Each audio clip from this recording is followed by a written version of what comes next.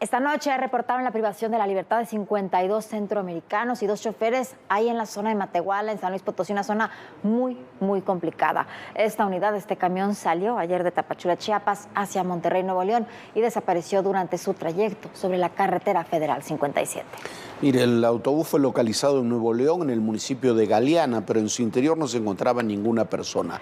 De acuerdo con los últimos reportes de algunos de esos migrantes que lograron escapar, dicen que ya fueron auxiliados. La Fiscalía de San Luis Potosí ya colabora con las autoridades de Nuevo León para encontrar al resto de los migrantes. Apenas en abril, otro grupo de decenas desapareció en esa misma zona y lo que se descubrió fue una red de tráfico de personas y más de 100 migrantes fueron resguardados. Pero aquí lo importante de esto es que en esa zona sigue desapareciendo gente y siguen secuestrando gente cotidianamente. Y no pasa absolutamente nada. La Fiscalía de San Luis Potosí, la Fiscalía de Nuevo León, pero sobre todo la de San Luis Potosí, donde se encuentra esa zona de la carretera 57, en la zona de Matehuala, deberían cumplir con su obligación. Deberían detener a quienes están secuestrando gente, a quienes están secuestrando migrantes y están pidiendo rescates por ellos. Cuando fueron secuestrados esos 100 migrantes y luego se lograron liberar, ¿y por qué? Porque llegaron denuncias del exterior, se dijo que se había desarticulado esa red, se dijo también que tenían relación con la policía estatal. No puede ser que esto siga ocurriendo y siga ocurriendo con absoluta y total impunidad. Bueno, Jorge, es que es una carretera que siempre ha sido muy complicada, donde siempre se han robado tráilers. Ahora se ha complicado mucho más porque antes eran con mercancías, ahora se están robando seres humanos. Y bueno, tú recordarás, Jorge, incluso visitamos un cementerio de tráilers ahí en esa carretera ya de la parte de Nuevo León, en donde había por lo menos 10 tráilers y camiones que habían sido secuestrados y estaban siendo desmantelados. Luego le enseñaremos ese reportaje otra vez, pero bueno, desde hace tanto tiempo se sabe que existen, que es tan complicada toda esa zona. ¿Qué pasa? ¿Qué se espera para realmente poder y poner seguridad? Vamos a otro tema. Ayer se cumplieron 6 años del asesinato del periodista Javier Valdés, el fundador del semanario Río 12. 2 de los asesinos materiales están detenidos. Otro fue asesinado en el Punto Central. Ahora, la investigación central es lograr que sea regresado a México Dámaso López Serrano, el hijo del Minilic, quien es responsable de este asesinato. Recuerda usted, Dámaso López, quien testificó, compadre, mejor amigo del Chapo Guzmán, incluso testificó él y su hijo contra el Chapo Guzmán. Bueno, ambos están detenidos en los Estados Unidos, los dos se han convertido en testigos protegidos y este señor todavía tiene que pagar por la muerte del periodista. Valdés, uno de los periodistas más reconocidos en Sinaloa, fue asesinado porque entrevistó al Minilic en medio de la confrontación que comenzaron a mantener con los hijos del Chapo Guzmán, con los chapitos, en el marco de la sucesión del Chapo, luego de que este fue extraditado a los Estados Unidos. El Minilic le pidió a Valdés que no publicara esa entrevista que le había dado. La entrevista se publicó y el periodista fue asesinado. Esta es la historia. Sí me parece, es algo que se ve más en el norte del país y sí me da mucha tristeza porque matan a alguien y no pasa nada, entonces van a venir por nosotros y nos van a matar y no va a pasar nada. Han pasado 6 años del asesinato del periodista y fundador del semanario Río 12, Javier Valdés Cárdenas, y como dijo, no ha pasado nada. Este lunes, familiares, amigos y periodistas colocaron una ofrenda en el busto de la plazuela Álvaro Obregón en Culiacán. Griselda Triana López, esposa de Javier, exigió al gobierno federal mayor responsabilidad para no permitir la impunidad en el asesinato. Solicitamos a la Fiscalía General de la República, a través de FEADLE, continuar con las diligencias encaminadas a la línea de investigación relativa a la autoría intelectual de Dámaso López, alias el Minilic, en los hechos. Lo mismo hizo el gobernador Rubén Rocha, quien solicitó al secretario de Relaciones Exteriores que gestione la extradición a México de Dámaso López Serrano, el Minilic. Enviar una atenta solicitud al canciller Ebrard a efecto de que se hagan los trámites correspondientes para que Estados Unidos extradite al responsable intelectual del asesinato de Javier.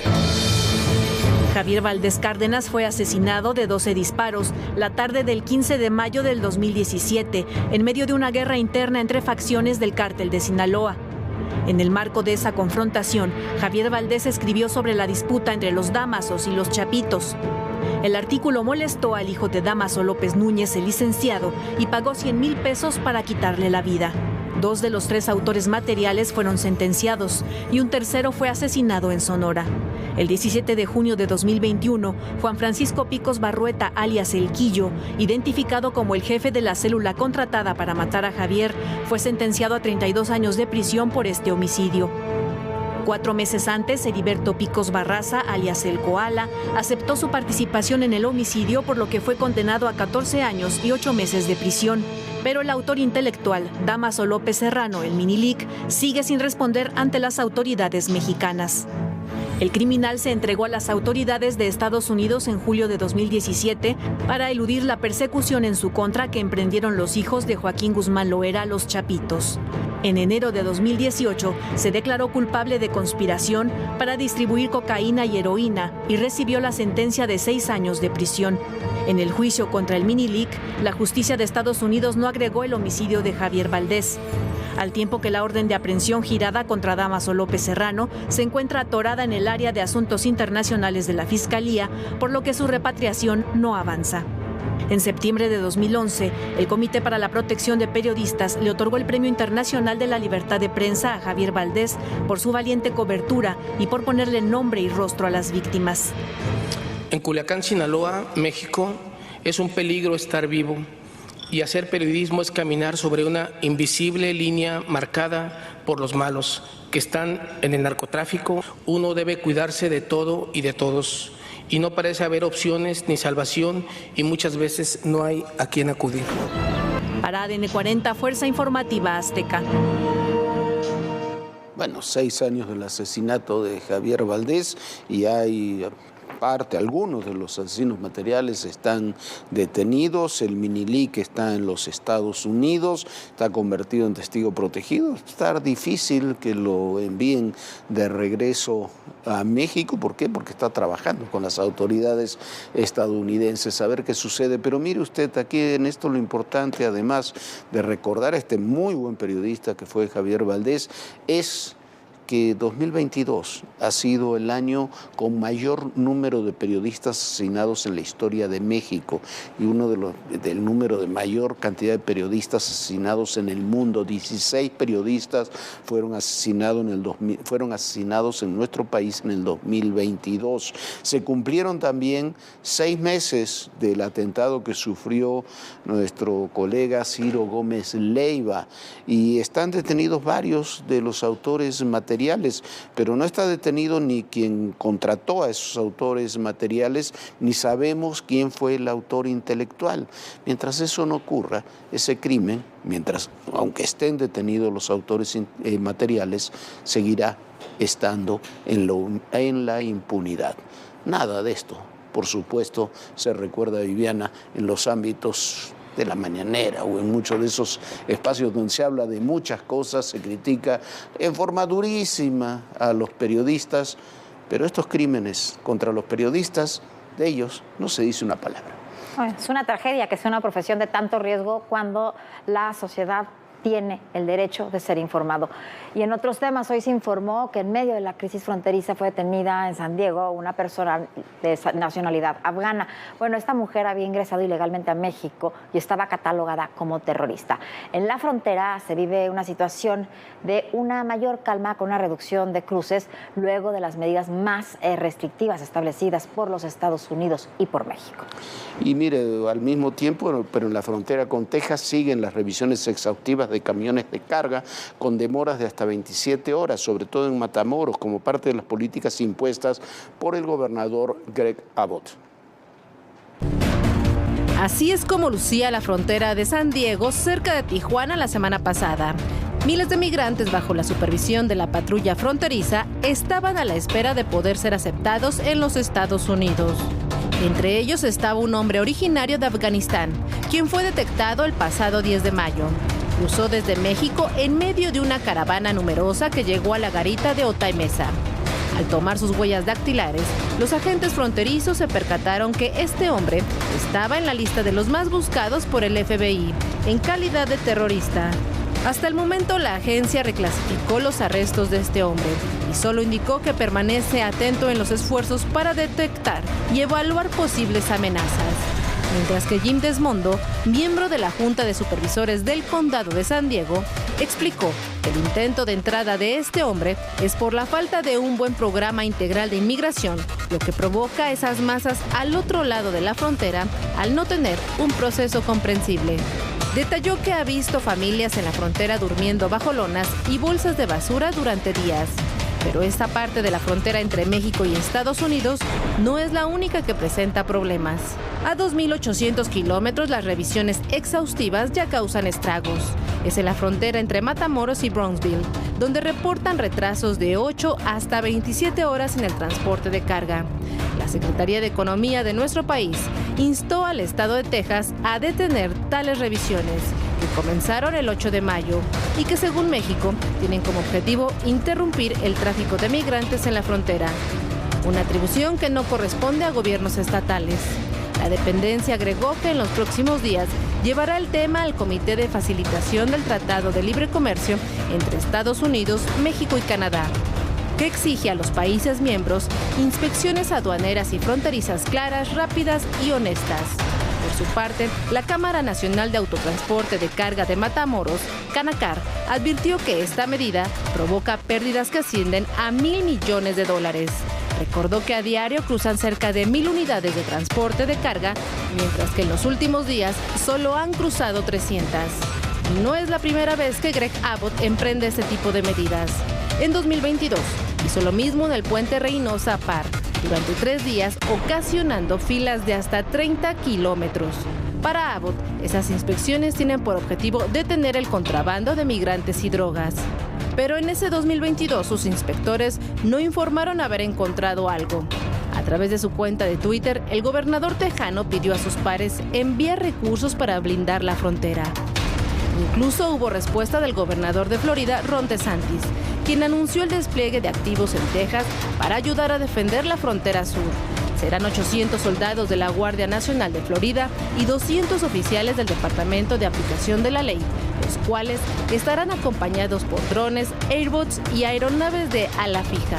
En tanto, el gobierno de Tamaulipas informó que a diario son deportados entre 300 y 600 migrantes, provenientes principalmente de Centro y Sudamérica. Hay que ponerle un nombre, un rostro. ¿Y qué vienen todas las demandas internacionales? Una ciudad tan complicada como es la Ciudad de México. Ya llegamos a Aguililla, esta ciudad, la entrada a la Tierra Caliente.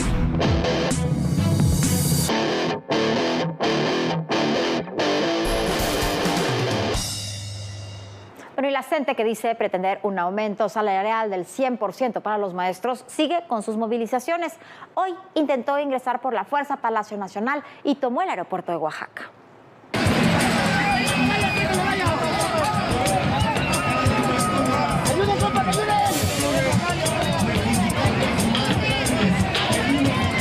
Es el viejo estilo de la Coordinadora Nacional de Trabajadores de la Educación, la CENTE.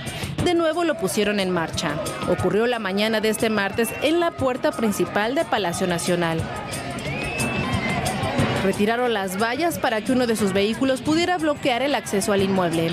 Exigían entrar a la conferencia del presidente López Obrador, porque no están conformes con el incremento salarial del 8%. En su intento de dar portazo, agredieron a policías.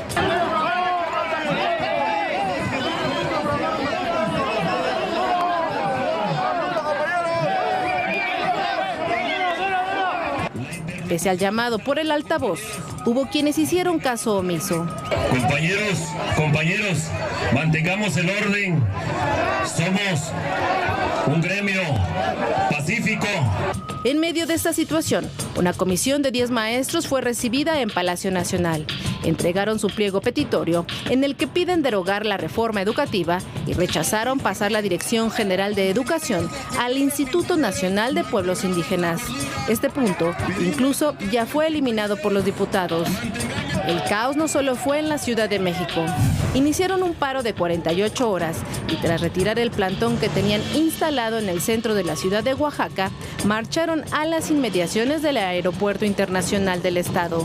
Ahí la CENTE provocó la suspensión de 10 vuelos. Y decenas de usuarios tuvieron que caminar hacia la terminal debido al bloqueo de los maestros. Es increíble, pero sucede. Esto que vimos de la coordinadora se lo hacen al presidente López Obrador, como antes se lo hicieron a Peña, como antes se lo hicieron a Calderón, como antes se lo hicieron a Fox, como antes se lo hicieron a Cedillo, como antes se lo hicieron a Salinas. Y como lo han hecho siempre. Y han descubierto que este es el método y casualmente siempre lo agudizan cuando se acercan los procesos electorales.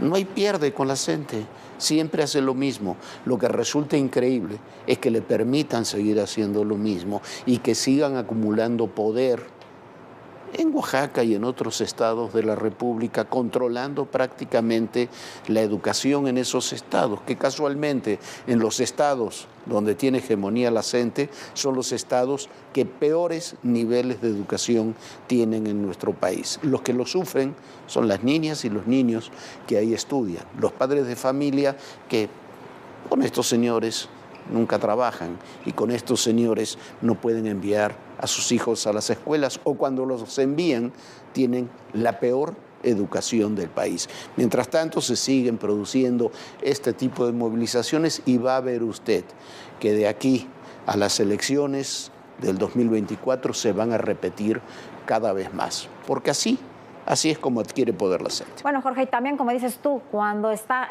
sobre todo esta sección 22, que es tan dura, también son los que más huelgas hacen y los niños en esos estados, por ejemplo en Oaxaca, son los que menos pueden ir a la escuela.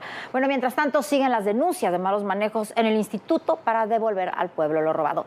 Ya desde años atrás le hemos documentado esos malos manejos que ahora tienen nuevas denuncias, incluso se han hecho estas denuncias desde la función pública. Los recursos del Instituto para devolver al pueblo lo robado, el INDEP, siguen bajo la lupa. De acuerdo con un documento de la auditoría del órgano interno de control, a la cual tuvo acceso el Universal, se encontraron diversas anomalías como liquidaciones irregulares a personal eventual, cartera vencida por 39 millones de pesos en préstamos a extrabajadores, pagos excesivos en finiquitos, seguro de vida contratado indebidamente, así como violaciones a la Ley Federal del Trabajo. Luego de estos hallazgos, el órgano interno de control solicitó a la Dirección de Recursos Humanos que se corrijan en un plazo de 45 días hábiles. Lo cierto es que a más de 3 años, el instituto ha estado envuelto en polémicas. En enero de 2020, se cambió el nombre al Instituto de Administración de Bienes y Activos, antes Servicio de Administración y Enajenación de Bienes, por el del Instituto para devolver al pueblo lo robado. Ricardo Rodríguez Vargas fue el primer director y puso en marcha las llamadas subastas con sentido social, con las que se obtenían recursos para las obras sociales. En junio de ese año, Rodríguez Vargas renunció y en su lugar se designó a Jaime Cárdenas. Sin embargo, 3 meses después, el 20 de septiembre, renunció y denunció irregularidades. En su carta de renuncia, advirtió los riesgos que enfrentaba el organismo en materia financiera, jurídica y social, por lo que presentó 47 denuncias. Tras la salida de Jaime Cárdenas, Ernesto Prieto Ortega fue designado como tercer director del INDEP, pero los problemas no han cesado. La dependencia tiene una carpeta de investigación abierta por la pérdida o robo de bienes y objetos de su inventario en 2020. La información se obtuvo de la respuesta a una solicitud de información realizada por El Sol de México a la Plataforma Nacional de Transparencia. La carpeta de investigación está a cargo de la Fiscalía General de la República y fue abierta en 2022. Los bienes y objetos desaparecieron de su inventario desde 2020, cuando dejó de llamarse Servicio de Administración y Enajenación de Bienes. Sin embargo, la información fue rechazada con el argumento de que está directamente relacionada con una carpeta de investigación en trámite. Además, se reservó la información por 3 años, por lo que no podrá ser consultada hasta 2025. Para ADN 40, Fuerza Informativa Azteca. Bueno, desde hace 3 años hemos venido denunciando lo que sucede en el INDEP y no solamente nosotros, los distintos medios, Jaime Cárdenas, hemos denunciado de qué manera se robaron prácticamente las piedras de las joyas, se manipularon las subastas, se hicieron malos manejos. Y bueno, ahí están las cosas. Finalmente, la propia Auditoría Superior de la Federación es la que da la razón. Efectivamente ha habido muy malos manejos en el INDEP, Jorge. Muy malos manejos, y a ver si se trasciende de las denuncias a la acción penal de quienes fueron sus directores, porque tienen responsabilidades penales. Y hablando de malos manejos, se reiteran las denuncias sobre el mantenimiento de las estructuras de corrupción del exfiscal Edgar Beitia en la Fiscalía de Nayarit, ahora durante el gobierno de Miguel Ángel Navarro. Como lo adelantamos el viernes, este fin de semana, distintas organizaciones sociales han insistido en reiterar esas denuncias. Es Edgar Beitia, exfiscal de Nayarit. Fue detenido el 27 de marzo de 2017, cuando intentaba cruzar a Estados Unidos, donde era acusado de conspiración internacional para fabricar y distribuir heroína, cocaína, metanfetamina y marihuana. Beitia enfrentó su juicio en la Corte Federal de Brooklyn, en Nueva York. El también apodado Fiscal de Hierro se declaró culpable de recibir dinero de narcotraficantes para ayudarlos a contrabandear droga. Fue sentenciado a 20 años de prisión. Beitia decía luchar contra el crimen organizado, pero en realidad protegía a narcotraficantes. Utilizó su posición para crear toda una estructura delictiva que le permitió obstruir investigaciones, extorsionar y cometer todo tipo de delitos. Esta estructura al interior de la Fiscalía de Nayarit sigue operando. De acuerdo con colectivos de madres buscadoras, los ministerios públicos y policías de investigación, sobre los que pesan indagatorias por desaparición forzada y homicidios, siguen trabajando en la dependencia. En lo que va del año, los colectivos registran 45 personas desaparecidas en Nayarit, Sinaloa y Sonora. Aseguran que a la par de la desaparición de personas, el gobierno estatal limita el apoyo a los colectivos de búsqueda. Denuncian que al interior de la Fiscalía existe una organización delictiva con personajes que actuaron en 2017 con el fiscal Beitia. Las madres buscadoras señalan que el gobierno de Miguel Ángel Navarro Quintero no está atendiendo las numerosas desapariciones y que incluso trata de ponerles un freno. Y es que desde que rindió protesta como gobernador de Nayarit el 19 de septiembre de 2021, Navarro Quintero tiene de cabeza al Estado. En menos de 2 años ha cometido una serie de desatinos que van desde los más inverosímiles hasta acusaciones graves. En septiembre de 2022 se le ocurrió cambiar los colores patrios a la bandera de México, sustituyendo el verde y el rojo por el color guinda de Morena. Su torpeza se ha exhibido en temas de interés para el Estado, como su mediación para resolver el conflicto del ingenio azucarero de Puga, que no solucionó, y su pésima gestión provocó que estallara la huelga, afectando a 18,000 trabajadores. De la misma manera que administraciones pasadas, Navarro Quintero se muestra con una actitud autoritaria. Y para colmo, Miguel Ángel Navarro Quintero aparece en la lista de los 4 gobernadores más corruptos. Según la encuesta C-Research de noviembre, el gobernador fue reprobado por los nayaritas. A la pregunta ¿qué tan honesto o qué tan corrupto considera es su gobernador?, 52% respondió de forma negativa. Los malos resultados de su gobierno saltan a la vista. Bueno, esta historia es tristísima. En Oaxaca, un joven turista argentino fue asesinado a machetazos en Lagunas de Chacagua. El agresor fue detenido, pero el suceso sigue estando en un cono de sombra, sin demasiadas explicaciones sobre el móvil, sobre por qué fue atacado este joven. ¿Cómo se dieron los hechos? Eso no lo sabemos todavía. El turista argentino Benjamín Gamont, de 23 años, murió luego de ser víctima de una agresión con un machete en Oaxaca. Llevaba varios meses en México. Era la segunda ocasión en que se quedaba a vivir en la zona de Tulum, Quintana Roo, en donde trabajaba por temporadas en el área gastronómica.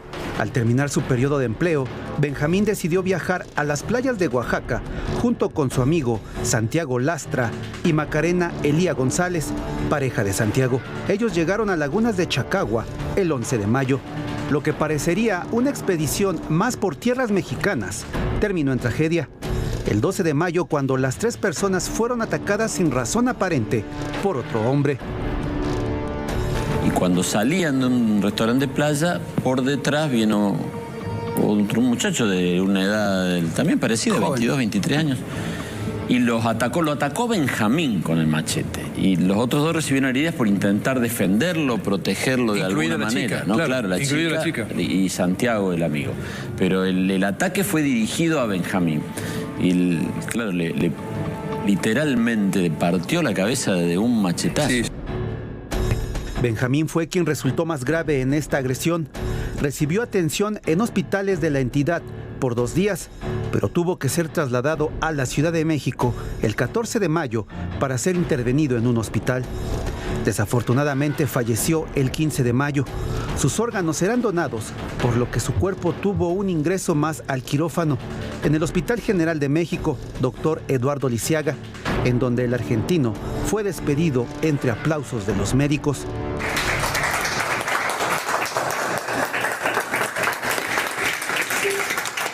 De acuerdo con el gobierno municipal de Tututepec, Oaxaca, el agresor ya fue detenido y es identificado como Cruz Irving Martínez Flores, de 21 años, originario de Ometepec, Guerrero.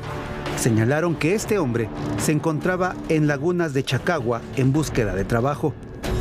Pero el ataque y muerte de Benjamín Gamón no es el único acto de violencia ocurrido contra extranjeros en los últimos 5 días en Oaxaca. Un turista canadiense también fue asesinado en Puerto Escondido. Víctor Mazón, de 27 años, fue encontrado con un impacto de bala en la espalda, hecho que ya está siendo investigado por la Fiscalía Estatal. Bueno, es una tragedia lo que le sucedió a este joven y bueno, hemos visto ya desde hace varios años que se ha suscitado una violencia inaudita en Oaxaca y las cosas, sin duda, si no se hace algo, se van a complicar todavía más. Lo invitamos a que se una a nuestras redes sociales, puede consultar todos los contenidos de Todo Personal en nuestro canal de YouTube, escanea este símbolo QR y ahí aparece todo lo que tiene la plataforma, los reportajes especiales, entrevistas y más, así que si tiene un tiempito puede ver todos estos especiales de Todo Personal. Sueñe bonito, nos vemos mañana, por supuesto, aquí a las 11 de la noche. Bonita noche, Jorge. Bonita noche, Viviana. Recuerden, el poder y en la política todo, pero absolutamente todo es personal. Gracias.